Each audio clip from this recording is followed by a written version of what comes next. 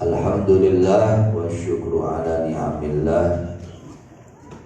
Sekalian bersyukur kepada Allah Subhanahu wa ta'ala atas limpahan karunia yang Allah berikan kepada kita. Pada saat ini masih diberi oleh Allah nikmat sehat, nikmat usia, juga nikmat iman dan Islam, juga nikmat taufik hidayah. Semoga selama-lamanya kita dijadikan orang-orang yang istiqomah.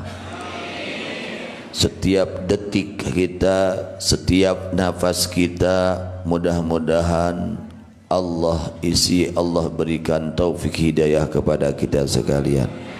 Amin ya rabbal alamin. Mungkin banyak jamaah kita yang tidak ikut mengaji karena ada halangan, baik itu sakit. Mudah-mudahan kalau karena sakit secepatnya disembuhkan oleh Allah SWT. Kalau karena ada halangan urusan, mudah-mudahan urusannya semua dilancarkan oleh Allah. Kalau karena ada hajat-hajatnya, mudah-mudahan hajatnya digobul oleh Allah SWT, yang baik dunia maupun akhirat. Amin ya rabbal alamin.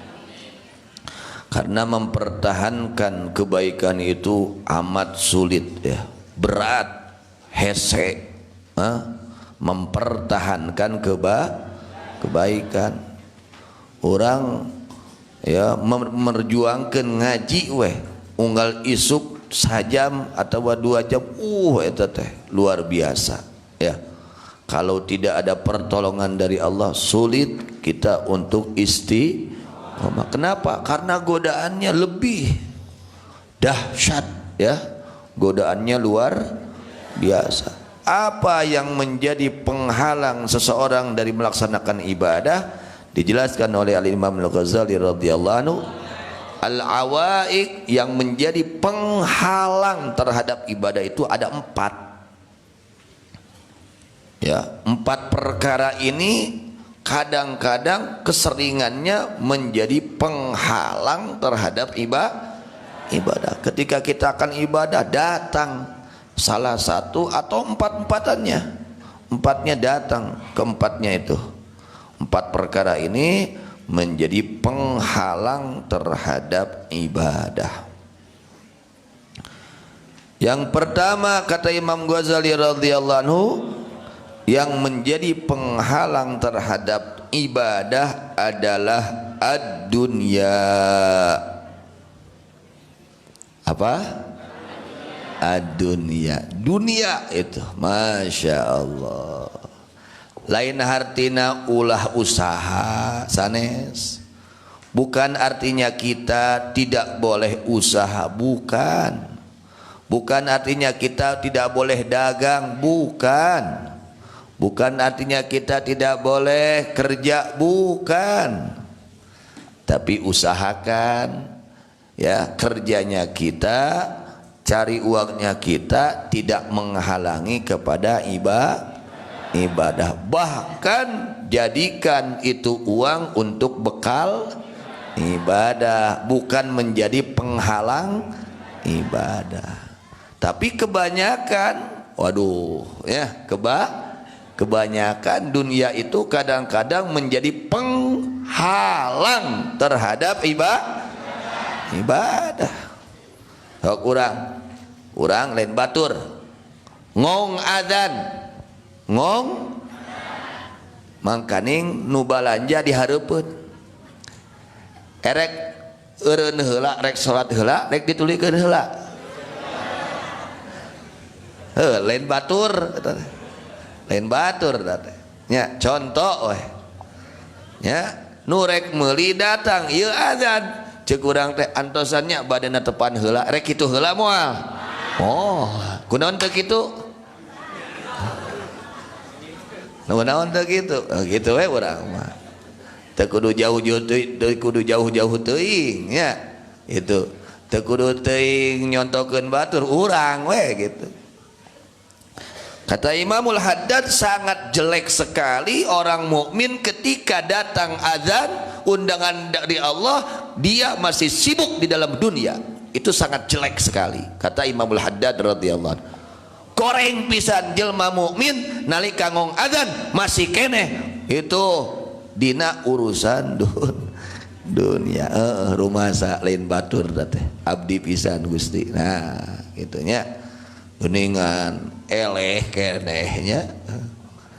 Nah aya diundang ku Allah nih hare asa hargaan undangan teh Allah teh. Lamun diundang ku bupati, diundang ku gubernur, ku presiden, waduh eta mah meni sieun tinggalin sieun kaburangan. Ada segitu? Itu Pak RW? Itu ya sieun kaburangan. Nah aya diundang ku Allah. Hayya 'alas shalah hayya 'alal falah asa hargaan. Inna lillahi lain batur tetehnya. Berarti orang teh omeneun keneh ya, koreksi diri orang masing-masing. Itu dunia yang pertama yang suka menjadi penghalang terhadap ibadah. Padahal sebetulnya masalah dunia ini semua sudah ditentukan oleh Allah ya, sudah ditentukan, rizki sudah ditentukan. Meskipun kita bukanya jam 9 toko dan ngaji heula tapi ka jam 8, lamun rizki orang pasti nurek meuli teh ngadagoan. Didagoan kudu imma urang neangan rizki, imma rizki neangan urang. Itu rizki mah imma urang neangan rizki, imma rizki neangan urang didagoan. Lamun memang eta rizki urang sanajan ayeuna mukan hati subuh kene da lain rizki nama nah can aya nu meuli teh kalor teh da can rizkina. Nah gitulah ujian ya, kadang-kadang ujian ya teh kumaha kuring teh hanca ngaji tapi hanca usaha kumaha ya teh pabelit gitu tambah pek teh teuing kumadinya ya. Rasulullah sallallahu alaihi wasallam bersabda, man ahabba dunyahu adarra bi akhiratih wa man ahabba akhiratahu adarra bi dunyah fa athiru ma yabqa ala ma yafna. Rasulullah sallallahu alaihi wasallam bersabda, siapa orang yang mencintai dunia, cinta pisan kana dunia teh, resep pisan kana dunia teh ya. Saha jelema nu cinta kana dunia, artinya dunia itu bukan artinya harta saja, apapun ya yang memang tidak berguna kelak di akhirat, tidak manfaat nanti di akhiratnya, itu namanya dunia. Siapa orang yang cinta terhadap dunianya, adarra bi akhiratih, maka orang tersebut membahayakan diri kepada akhiratnya. Jelma nu kacida resep kana dunyana maka ngamadaratkeun eta jelma kana akhirat, artinya tertinggal akhiratnya. Siap-siap kalau hati kita cinta sama dunia, siap-siap kita akan tertinggal akhirat kita. Na'udzubillah min. Sebaliknya, wa man ahabba akhiratahu adarra bidunyah. Siapa orang yang cinta betul kepada akhiratnya, maka dia membahayakan atau ngamadaratkeun kana dunyana. Nyawayana. Artinya harus mau berkorban. Kalau kita cinta akhirat, mengorbankan dunia. Kalau cinta dunia, mengorbankan akhirat. Hatina lamun urang nu diudag dunia, akhirat tinggalin. Tapi lamun urang ngudag akhirat, dunia tinggalin. Tapi Allah sudah janji, orang yang mencari akhirat, Allah akan mudahkan urusan dunianya. Jadi itu mah bonus. Jadi orang yang mengejar akhirat, dunia akan ikut. Ibarat orang yang menanam padi, maka rumput akan jadi tumbuh. Laras gitu Pak RW. Urang melak naon Pak pare, kira-kira da jukut-jukut jaradi henteu. Jadi kunaon da melakna Pak pare. Coba Pak RW melak jukut, parena jadi moal. Itulah gambaran dunia dan kalau yang kita kerjaan akhirat, insya Allah dunianya ikut nanti. Ya, gak usah kita pikirkan pun, nanti akan ikut itu dunia kepada kita ketika kita mengejar akhirat. Karena Allah sudah janji di dalam hadis kursi, kata Allah, ya dunya ukhdumi man khadamani wastakhdimi man khadamaki. Hei dunia, kata Allah, kamu harus kudu ngaulaan jelma nuku maula ka kami. Hei dunia, kamu harus tunduk, kamu harus membantu kepada orang yang taat kepadaku, kata Allah. Jelma nu hirupna ku maula ka Allah, orang yang hidupnya dipersembahkan segala sesuatunya untuk Allah, dunia itu oleh Allah diperintahkan untuk tunduk kepada orang tersebut. Tapi kata Allah sebaliknya, wakhdimi man khadamaki. Hei dunia, susahkeun ku maneh, ripuhkeun ku maneh jelma nuku maula ka maneh. Orang yang hidupnya dia bukan khidmah kepada Allah, tapi khidmahnya kepada dunia. Contoh, ketika azan dia tidak berhenti untuk khidmah kepada Allah, dia sibuk saja di dalam urusan dunianya. Dia akan direpotkan oleh dunianya, bakal diripuhkeun ku duniana, bakal disangsarakeun ku duniana. Jelma nu teu ku maula ka Gusti, orang yang tidak menghambakan dirinya kepada Allah, dia akan disusahkan oleh dunianya. Tapi orang yang menghambakan dirinya kepada Allah, dia akan dimudahkan di dalam urusan dunianya. Seperti itu janji Allah, ya. Lalu Nabi sallallahu alaihi wasallam memberi arahan kepada kita, fa'athiru ma yabqa ala ma yafna. Maka pilihlah oleh kalian, kata Rasulullah SAW, maka pilihlah oleh kalian sesuatu yang kekal dan abadi, yaitu akhirat, ya, pahala, ridha Allah, ampunan Allah. Pilih oleh kalian. Fa'athiru, maka harus mementingkan kalian, ya, ma yabqa, sesuatu yang akan kekal dan abadi, yaitu ridha Allah, perintah Allah, ampunan Allah, ibadah kepada Allah, ala ma yafna, meninggalkan sesuatu yang akan hancur dan habis. Ya, rek hancur moal imah urang ke, hancur sawah, hancur usaha, toko kabeh rek ditinggalkeun bakal hancur. Tah borok mah nu moal hancur naon? Ridha Allah. Nah gitu sahur Kangjeng Nabi Muhammad sallallahu alaihi wasallam. Itunya lain hartina ulah usaha, sae pisan usaha teh, sae pisan nya. Talabul halal faridatun ba'dal faridah. Neangan barang halal wajib hukumna sanggeus ngalaksanakeun wajib. Tapi kade eta neangan dunia teh tong ngahalangan kana ibadah. Aya usumna, usum neangan dunia, usum ibadah, bahkan neangan dunia nage niatan keur bakal ibadah, lain niatan keur ngahalangan ibadah. Yang pertama adalah dunia, kata Imam Ghazali, yang menjadi penghalang terhadap ibadah. Yang kedua adalah makhluk jelema.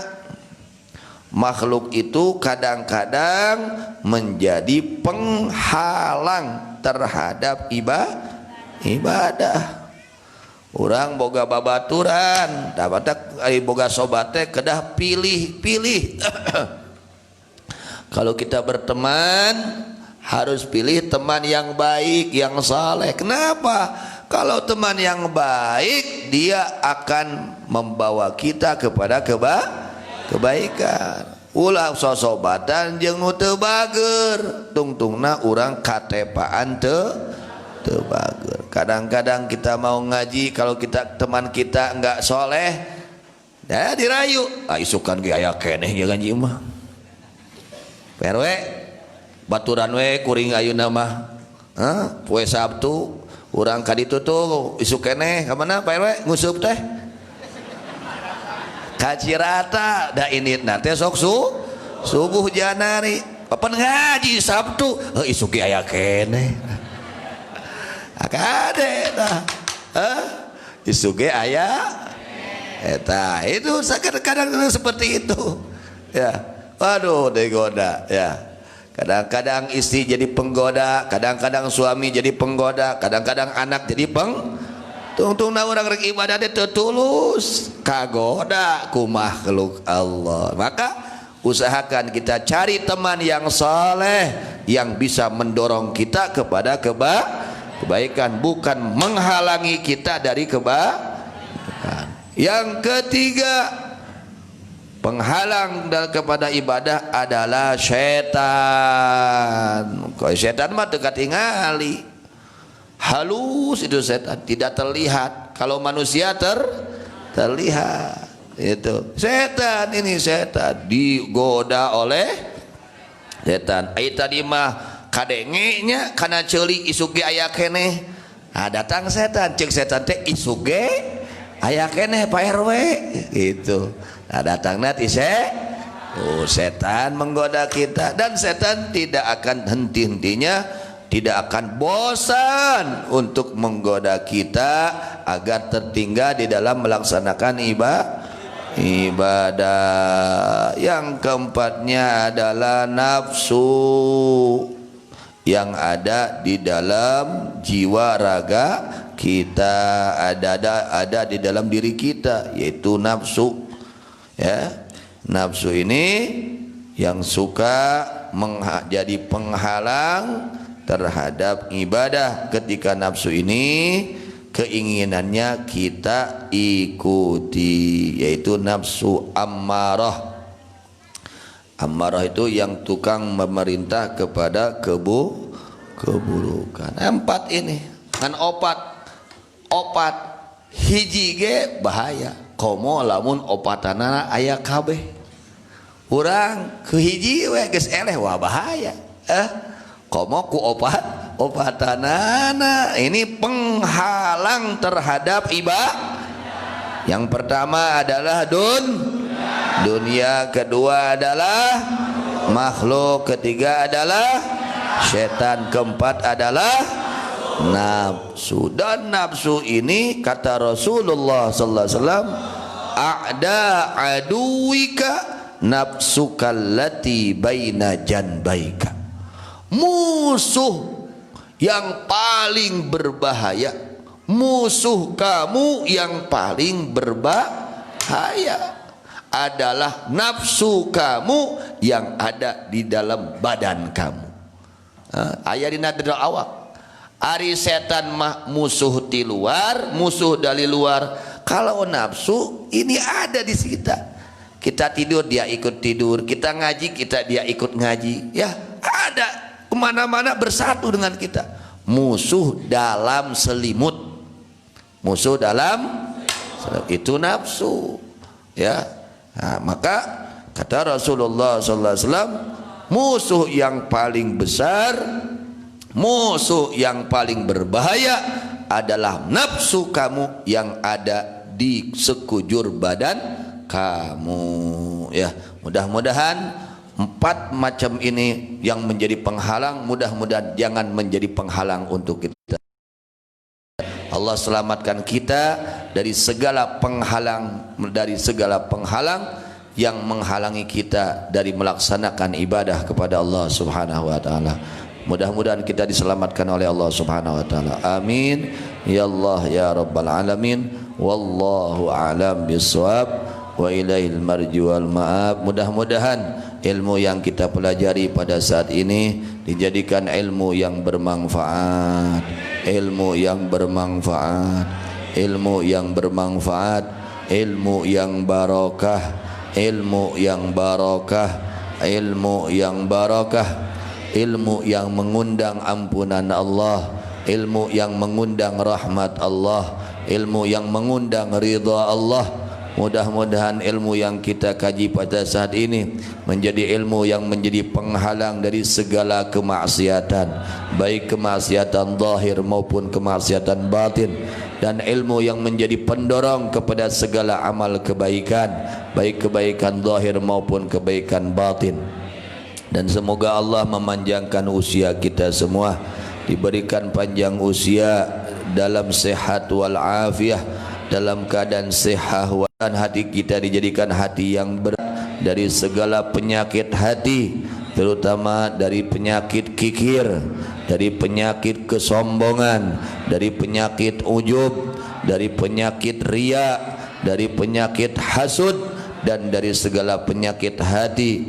Ya Allah, dengan keberkahan, dengan keagungan baginda Nabi Muhammad sallallahu alaihi wasallam, semoga Engkau jadikan kami semua orang-orang yang bersih hatinya, orang-orang yang bersih hatinya, orang-orang yang sehat hatinya dari segala penyakit hati.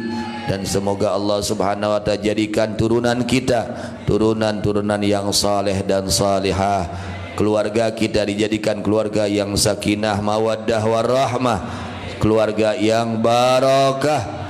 Dan semoga saudara-saudara kita yang sedang sakit, Allah berikan kesembuhan, Allah angkat secepatnya penyakit-penyakit mereka, diberikan kesembuhan afiah yang sempurna zahiran wa batinan.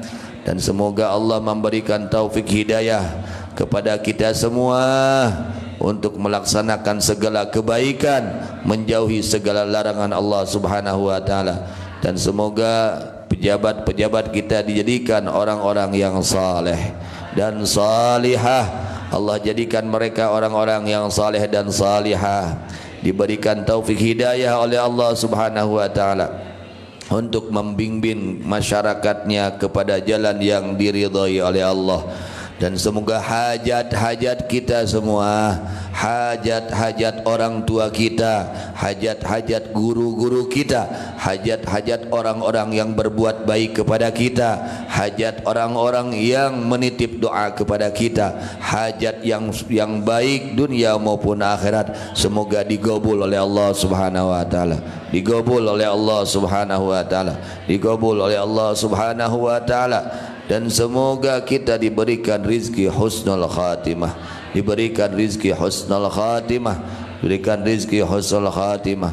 Dan semoga pembangunan pondok pesantren Darussul Pusat mudah-mudahan Allah lancarkan, Allah beri keberkahan, Allah maslahatkan, Allah lancarkan. Dan orang-orang yang membantu kepada pembangunan tersebut, mudah-mudahan Allah terima segala amal baiknya, Allah balas dengan balasan yang paling baik dunia maupun akhirat. Allah lipat gandakan pahala untuk mereka, dan semoga mereka dipanjangkan usianya oleh Allah Subhanahu wa taala, diberikan kemudahan dalam segala urusannya, digabul hajat-hajat yang baiknya dunia dan akhirat, dijadikan mereka orang-orang yang istiqamah, turunan mereka dijadikan turunan yang saleh dan salihah. Dan mudah-mudahan hajat mereka pun dikabul oleh Allah Subhanahu wa taala. Dan mudah-mudahan musibah yang terjadi negara kita sekalian, khususnya musibah agama dan musibah dunia, semoga secepatnya diangkat oleh Allah Subhanahu wa taala. Ala hadhihi niyyah wa ala kulli niyatin salihah wa ila hadratil habibi Muhammad sallallahu alaihi wasallam. Al-Fatihah. A'udzu billahi minasy syaithanir rajim. Bismillahirrahmanirrahim. Alhamdulillahi rabbil alamin arrahmanir rahim maliki yaumiddin iyyaka na'budu wa iyyaka nasta'in ihdinas siratal mustaqim siratal ladzina an'amta 'alaihim ghairil maghdubi 'alaihim waladdallin rabbi ighfir lana amin rabbana anfa'na bima 'allamtana rabbi 'allimna الذي ينفعنا ربي فقهنا وفقه أهلنا وقرابات مع أهل القدر أنثى وذكر مع أهل القدر أنثى وذكر ربي وفقنا ووفقهم لما ترتضي قولا وفعلا كرما وارزق الكل حلالا دائما وأخلاءات يا علماء نهضى بالخير نهضى بالخير ونكفى كل شر ربنا أصلح لنا كل شؤون وأقر بالرضا منك العيون واقضي عنا ربنا كل ديون قبل أن تأتي نار سر المنون واغفر السران تأكرما ستر واغفر السران تأكرما ستر وصلاة الله تغشى المصطفى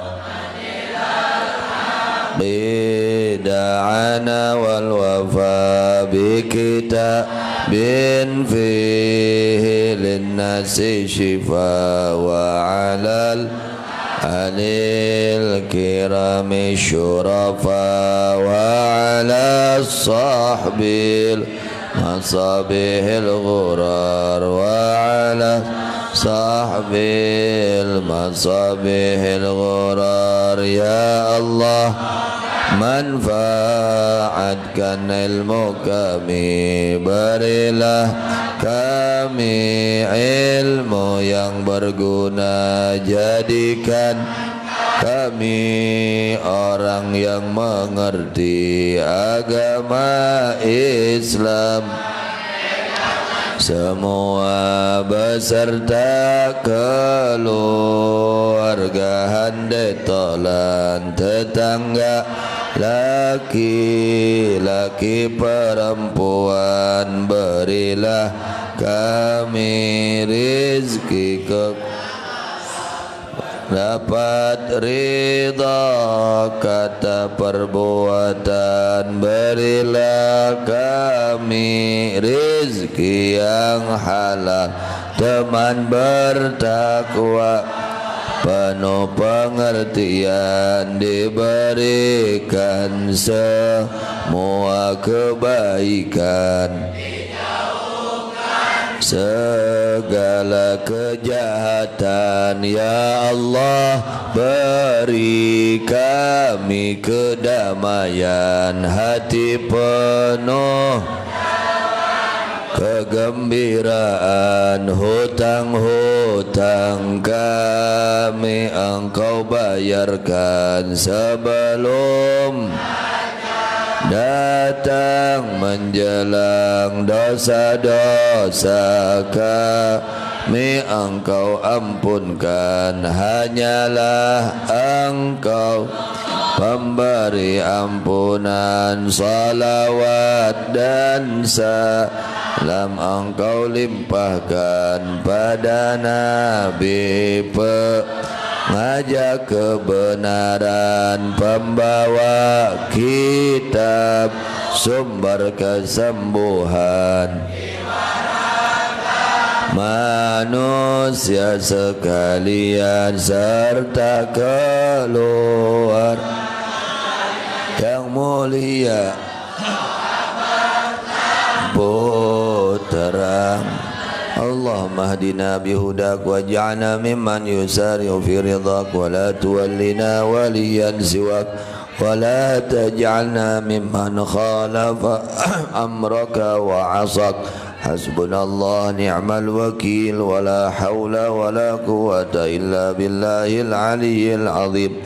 Wa sallallahu ta'ala ala sayyidina Muhammadin wa ala alihi wa sahbihi wa sallam walhamdulillahi rabbil alamin ya nabi.